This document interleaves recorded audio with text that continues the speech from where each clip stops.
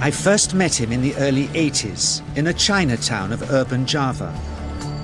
He didn't want his real name or address revealed, so we called him DJ for Dynamo Jack. He was only a healer, he said, but he did direct a powerful energy generated from his own body into his patients. Sometimes he used the needles, sometimes just his hands. He called the energy Qi, and it was so strong that he usually needed a grounder to hold his patients' feet. For years we followed him around Java on his healing rounds, pleading to be allowed to film him, but he always refused, saying his powers resulted from a type of meditation with an ancient tradition of secrecy. It was only when my brother Lorne was suffering from a serious eye infection that he finally allowed us to film him in 1987. It was nothing like any acupuncture I'd ever had. I was getting really powerful electric shocks and couldn't control my movements at all. Yin yang, positive and negative, you know. And my positive from here and my negative from here. And we meet together, this can get like electricity. And is this because you're special? You have a special sort of It's meditation every day. It's meditation that does it? Meditation every day. Like you can touch me, like this. It's nothing, okay? It's my burn. It's just like this. For our sound recordist, it was also a shocker.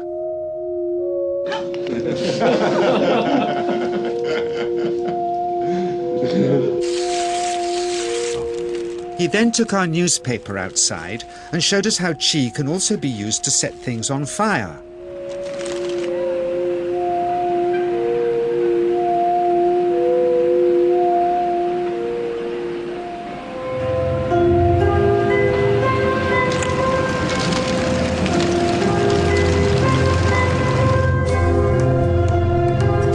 When he heard we'd shown this footage in public, he was very upset and refused all our future efforts to contact him again. As the years passed, we sadly resigned ourselves to never seeing him again. My brother Lorne never did, for by 1997 he was already dead, when I again found myself with DJ, now treating me for an eye problem. But it wasn't this that brought me back. He had tracked me down out of the blue and invited me to tell me a story. He'd just returned from 2 years on a deep meditational journey, alone in the heart of Borneo. Amongst his revelations, he had seen, he said, how history was moving on into great change, and the old wisdom was vanishing. So he'd called me back to film just enough of him to remind us that we all have undreamed of powers sleeping within us, and that there's nothing special about him except for his training in waking them. Grounding this patient, my cameraman Joe is having to use all his weight to keep contact. The Qi is pushing him away. He seems able to control the amplitude of this Qi, like a dimmer switch, and it causes uncontrollable responses in the patients and their grounders. I can barely keep my hand on you. It wants to fly off. The electricity is so strong.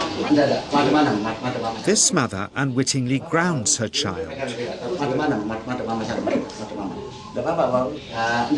He won't sit still, so she's asked to hold him and grin and bear it. Sometimes signs of this passing energy can be seen in the transmitter too. This Qi stuff is only the surface, he says, of the real adventure beneath, in the meditational technique.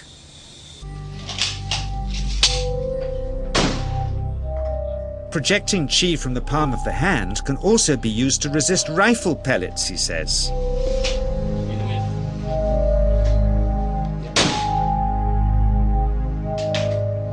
First, you learn to distinguish between yin and yang Qi in your body. Then how to pool it in your navel chakra. Then how to project it, he says. And it's the proportionate mixture between yin and yang which accounts for different effects, like pulling or pushing objects or igniting them. Then he gets really strange. He says that mastering yin qi is the key to the spirit world. There's a long tradition of Indonesian krisis being possessed by spirits. So people bring him their krisis to see if they're duds. Here, he says, he doesn't manipulate matter by projecting mixtures of yin and yang qi. He merely creates a field of yin energy in which, he says, if there's a spirit, it can manifest itself.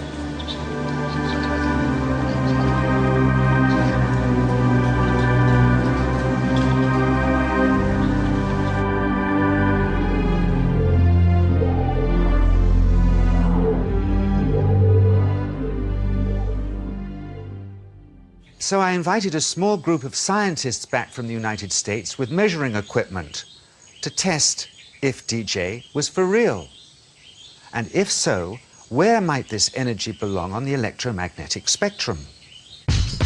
Catherine Cook, CEO of the Mind Science Foundation in Texas. Dr. Roger Nilsson, a Swedish medic and international racing sailor.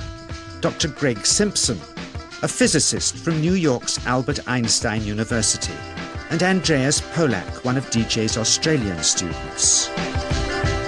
The visitors are confident they'll uncover him as a fraud in no time. Greg is the first guinea pig, and he's uncomfortable about showing that he can feel anything at all. Dr. Roger doesn't know what to expect.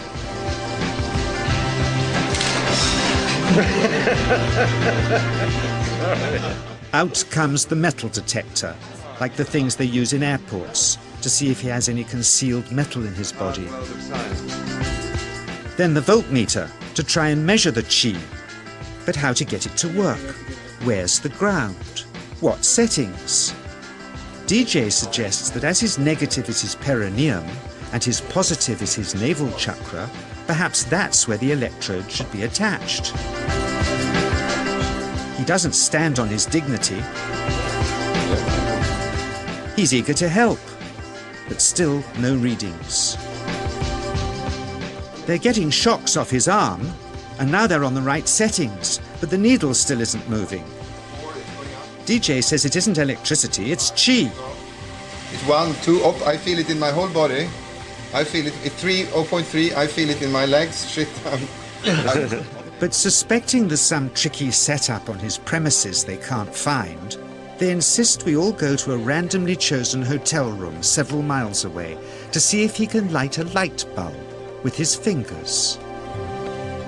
It doesn't ground on the wall. So Greg holds and grounds one wire,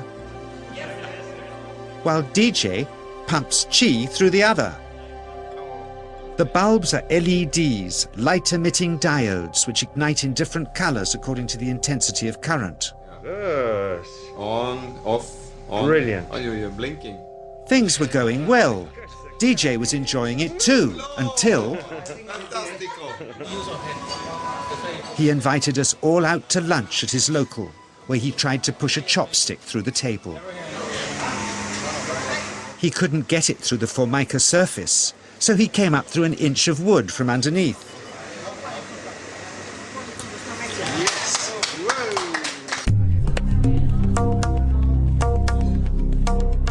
Not only did he draw his own blood, but a chopstick splinter had caught Alison here between the eyes, drawing more. The incident was laughed off apologetically, but next morning he was a different man, drawn and upset. He said he'd been visited all night by his long-dead master, raging that he'd broken the strict taboos of his sect, never to show off in public and never to cause harm or draw blood. He felt deeply chastised. All further testing and filming must end. Never again would he submit to public scrutiny, nor accept any new students. He would sink from sight and continue his healing in obscurity, as he had done since before we met him in the early 80s and had always told us was right.